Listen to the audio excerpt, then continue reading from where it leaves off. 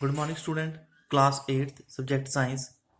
और आज हम डिस्कस करने जा रहे हैं टाइप्स ऑफ फोर्सेस। तो आइए देखते हैं टाइप्स ऑफ फोर्सेस क्या है। On the basis of the nature of the interaction between two और more object, forces can be classified as contact forces, non-contact forces.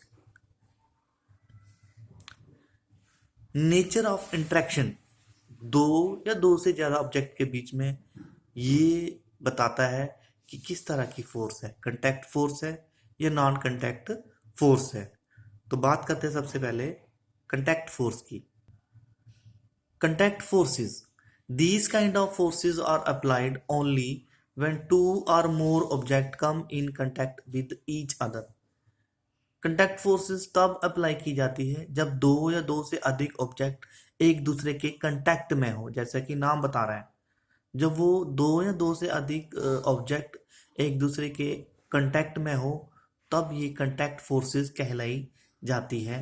इसकी एग्जांपल है मस्कुलर फोर्स, जिसको हम मसल फोर्स भी बोलते हैं, या फ्रिक्शनल फोर्स, जो कि किसी चीज़ को आपस में रब करने से फोर्स जनरेट होती है, उसको हम फ्रिक्शनल फोर्स भी बोलते हैं।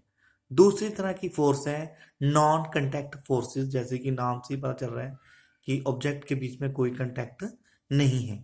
These kind of forces are applied when the object do not come in contact with each other and yet are exerting a force upon each other. ये तब अप्लाई की जाती है नॉन कंटैक्ट फोर्सेस, या इस तरह की फोर्सेस तब अप्लाई होती है जब दो ऑब्जेक्ट आपस में कांटेक्ट नहीं कर रहे हैं लेकिन फिर भी वो एक दूसरे ऊपर प्रेशर या फोर्स एक्सर्ट कर रहे हैं, एक दूसरे के ऊपर फोर्स एक्सर्ट कर रहे हैं। इसकी एग्जांपल है मैग्नेटिक फोर्स।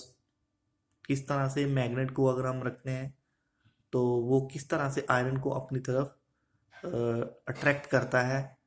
तो कहने का मतलब ये है कि वो एक दूसरे के कांटेक्ट में नहीं होते हैं फिर भी वो दूसरे ऑब्जेक्ट के ऊपर फोर्स एक्सर्ट करते हैं। दूसरी आ गई ग्रेविटेशनल फोर्स और तीसरी आ गई इलेक्ट्रोस्टैटिक फोर्स। ये एग्जांपल है नॉन कांटेक्ट फोर्सेस की।